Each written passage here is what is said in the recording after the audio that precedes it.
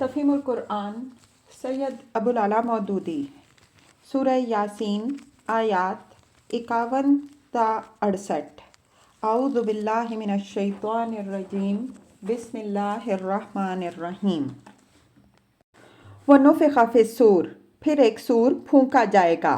فَإِذَا هُم مِّنَ الْأَجْدَاثِ إِلَىٰ رَبِّهِمْ يَنسِلُونَ، اور یکا یک یہ اپنے رب کے حضور پیش ہونے کے لیے قبروں سے نکل پڑیں گے۔ تفسیر۔ سور کے متعلق تفصیلی کلام کے لیے ملاحظہ ہو تفہیم القرآن جلد سوم سورہ طٰہٰ حاشیہ 78۔ پہلے سور اور دوسرے سور کے درمیان کتنا زمانہ ہوگا اس کے متعلق کوئی معلومات ہمیں حاصل نہیں ہیں۔ ہو سکتا ہے کہ یہ زمانہ سینکڑوں اور ہزاروں برس طویل ہو۔ حدیث میں حضرت ابو ہریرہ رضی اللہ عنہ کی روایت ہے کہ حضور صلی اللہ علیہ وسلم نے فرمایا، اسرافیل علیہ السلام سور پر منہ رکھے عرش کی طرف دیکھ رہے ہیں اور منتظر ہیں کہ کب پھونک مارنے کا حکم ہوتا ہے۔ یہ سور 3 مرتبہ پھونکا جائے گا۔ پہلا نفخہ فزع، جو آسمان و زمین کی ساری مخلوق کو سہما دے گا۔ دوسرا نفخہ صاعقہ، جسے سنتے ہی سب ہلاک ہو کر گر جائیں گے۔ پھر جب اللہ وحدہ و صمد کے سوا کوئی باقی نہ رہے گا تو زمین بدل کر کچھ سے کچھ کر دی جائے گی اور اسے عکازی بساط کی طرح ایسے سپاٹ کر دیا جائے گا کہ اس میں کوئی ذرا سی سلوٹ تک نہ رہے گی۔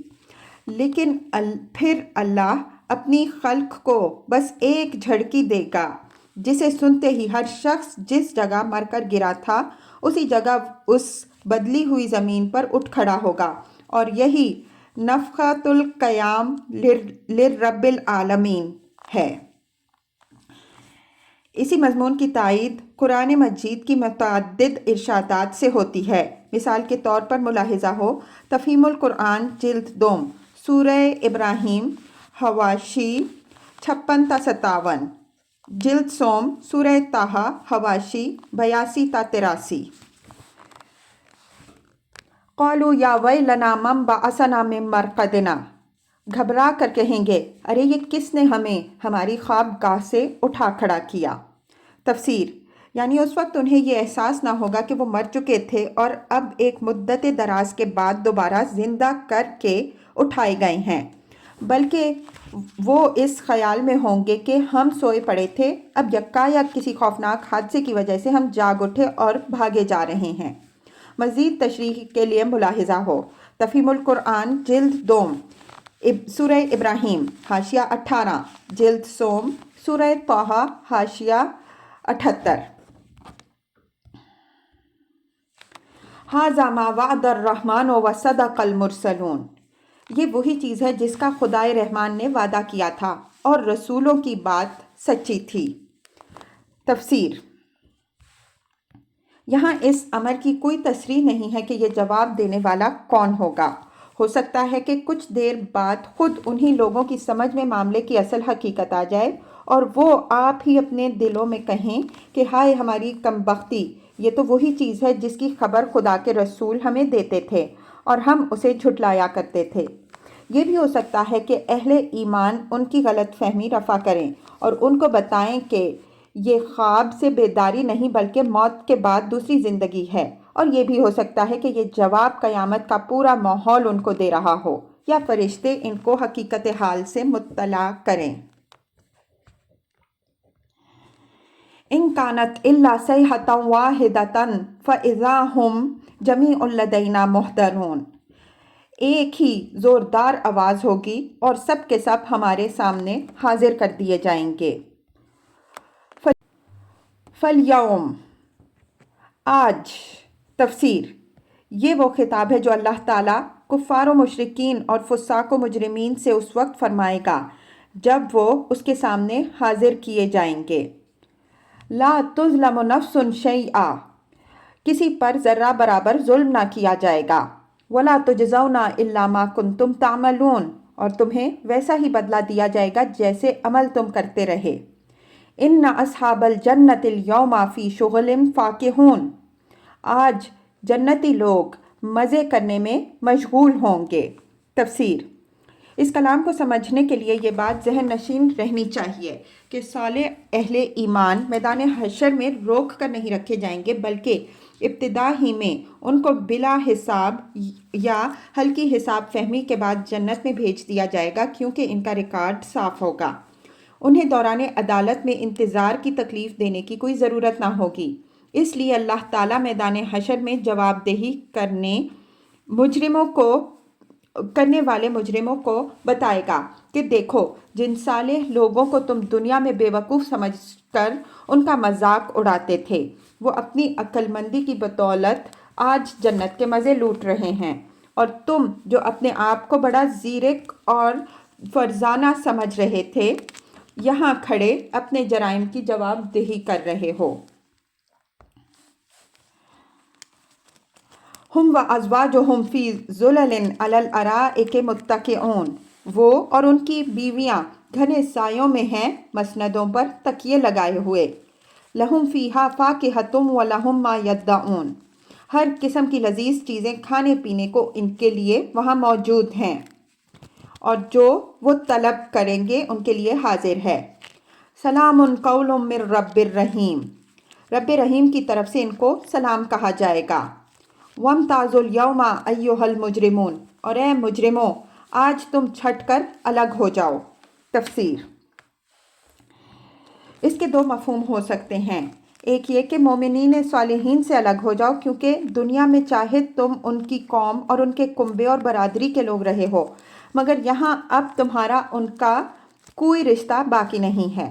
اور دوسرا مفہوم یہ ہے کہ تم آپس میں الگ الگ ہو جاؤ، اب تمہارا کوئی جتھا قائم نہیں رہ سکتا، تمہاری سب پارٹیاں توڑ دی گئیں، تمہارے تمام رشتے اور تعلقات کاٹ دیے گئے، تم میں سے ایک ایک شخص کو اب تنہا اپنی ذاتی حیثیت میں اپنے اعمال کی جواب دہی کرنی ہوگی۔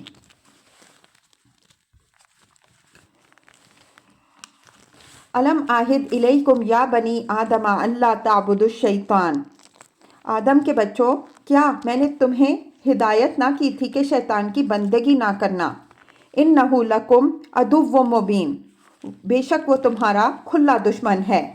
وان اعبدونی ھذا صراط مستقیم، اور میری ہی بندگی کرو، یہ سیدھا راستہ ہے۔ تفسیر۔ یہاں پھر اللہ تعالیٰ نے عبادت کو اطاعت کے معنی میں استعمال فرمایا ہے۔ ہم اس سے پہلے تفہیم القرآن میں متعدد مقامات پر اس مضمون کی تشریح کر چکے ہیں۔ ملاحظہ ہو جلد اول، سورہ بقرہ حاشیہ 170، سورہ نساء حاشیہ 145، سورہ انعام حاشیہ 87 تا 107، جلد دوم سورہ توبہ حاشیہ 31، سورہ ابراہیم حاشیہ 32، جلد سوم سورہ کہف حاشیہ 50، سورہ مریم حاشیہ 27، سورہ قصص حاشیہ 86، جلد چہارم سورہ سبا حاشیہ 63۔ اس سلسلے میں وہ نفیس بحث بھی قابل ملاحظہ ہے جو اس آیت کی تشریح کرتے ہوئے امام رازی رحمہ اللہ نے اپنی تفسیر کبیر میں فرمائی۔ وہ لکھتے ہیں، لا تعبدوا الشیطان کے معنی ہیں لا تطیعوہ، اس کی اطاعت نہ کرو۔ اس کی دلیل یہ ہے کہ اس کو محض سجدہ کرنا ہی ممنوع نہیں ہے، بلکہ اس کی اطاعت کرنا اور اس کے حکم کی فرما برداری کرنا بھی ممنوع ہے، لہٰذا طاعت عبادت ہے۔ اس کے بعد امام صاحب یہ سوال اٹھاتے ہیں کہ اگر عبادت بمعنی طاعت ہے تو کیا آیت یا ایھا الذین آمنوا اطیعوا اللہ واطیعوا الرسول واولی الامر منکم میں ہم کو رسول اور امراء کی عبادت کا حکم دیا گیا ہے؟ پھر اس سوال کا جواب وہ یہ دیتے ہیں کہ ان کی اطاعت جب کہ اللہ کے حکم سے ہو تو وہ اللہ ہی کی عبادت ہے اور اسی کی اطاعت ہوگی۔ کیا دیکھتے نہیں ہو کہ ملائکہ نے اللہ کے حکم سے آدم علیہ السلام کو سجدہ کیا، اور یہ اللہ کے سوا کسی کی عبادت نہ تھی۔ امراء کی اطاعت، ان کی عبادت صرف اس صورت میں ہوگی جب کہ ایسے معاملات میں ان کی اطاعت کی جائے جن میں اللہ نے ان کی اطاعت کا اذن نہیں دیا۔ پھر فرماتے ہیں، اگر کوئی شخص تمہارے سامنے آئے اور تمہیں کسی چیز کا حکم دے تو دیکھو کہ اس کا یہ حکم اللہ کے حکم کے موافق ہے یا نہیں؟ موافق نہ ہو تو شیطان اس شخص کے ساتھ ہے۔ اگر اس حالت میں تم نے اس کی اطاعت کی تو تم نے اس کی اور اس کے شیطان کی عبادت کی۔ اسی طرح اگر تمہارا نفس تمہیں کسی کام کرنے پر اکسائے تو دیکھو کہ شرع کی روح سے وہ کام کرنے کی اجازت ہے یا نہیں۔ اجازت نہ ہو تو تمہارا نفس خود شیطان ہے یا شیطان اس کے ساتھ ہے۔ اگر تم نے اس کی پیروی کی تو تم اس کی عبادت کے مرتکب ہوئے۔ آگے چل کر وہ پھر فرماتے ہیں مگر شیطان کی عبادت کے مراتب مختلف ہیں۔ کبھی ایسا ہوتا ہے کہ آدمی ایک کام کرتا ہے اور اس کے اعضاء کے ساتھ اس کی زبان بھی اس کی موافقت کرتی ہے اور دل بھی اس میں شریک ہوتا ہے، اور کبھی ایسا ہوتا ہے کہ اعضاء و جوارح سے تو آدمی ایک کام کرتا ہے مگر دل اور زبان اس کام میں شریک نہیں ہوتے۔ بعض لوگ ایک گناہ کا ارتکاب اس حال میں کرتے ہیں کہ ان کا دل اس پر راضی نہیں ہوتا اور زبان ان کی اللہ سے مغفرت کر رہی ہوتی ہے، اور وہ اعتراف کرتے ہیں کہ ہم یہ برا کام کر رہے ہیں۔ یہ محض ظاہری اعضاء سے شیطان کی عبادت ہے۔ کچھ اور لوگ ایسے ہوتے ہیں جو ٹھنڈے دل سے جرم کرتے ہیں اور زبان سے بھی اپنے اس فعل پر خوشی و اطمینان کا اظہار کرتے ہیں۔ یہ ظاہر و باطن دونوں میں شیطان کے عابد ہیں۔ تفسیر کبیر جلد 7 سورہ صاد آیات 103 تا 104۔ وَلَقَدْ أَضَلَّ مِنْكُمْ جِبِلًّا كَثِيرًا، مگر اس کے باوجود اس نے تم میں سے ایک گروہ کثیر کو گمراہ کر دیا۔ تفسیر یعنی تم عقل سے محروم رکھے گئے ہوتے اور پھر اپنے رب کو چھوڑ کر اپنے دشمن کی بندگی کرتے تو تمہارے لیے عذر کی کوئی گنجائش تھی، لیکن تمہارے پاس تو خدا کی دی ہوئی عقل موجود تھی جس سے تم اپنی دنیا کے سارے کام چلا رہے تھے، اور تمہیں خدا نے پیغمبروں کے ذریعے سے متنبع بھی کر دیا تھا۔ اس پر بھی جب تم نے اپنے دشمن کے فریب میں آنے اور وہ تمہیں گمراہ کرنے میں کامیاب ہو گیا تو اپنی اس حماقت کی ذمہ داری سے تم کسی طرح بری نہیں ہو سکتے۔ افلم تکونوا تعقلون، کیا تم عقل نہیں رکھتے؟ ھذہ جہنم التی کنتم توعدون، یہ وہی جہنم ہے جس سے تم کو ڈرایا جاتا تھا۔ اصلوھا الیوم بما کنتم تکفرون، جو کفر تم دنیا میں کرتے رہے ہو اس کی پاداش میں اب اس کا ایندھن بنو۔ الیوم نختم علی افواہہم، آج ہم ان کے منہ بند کیے دیتے ہیں۔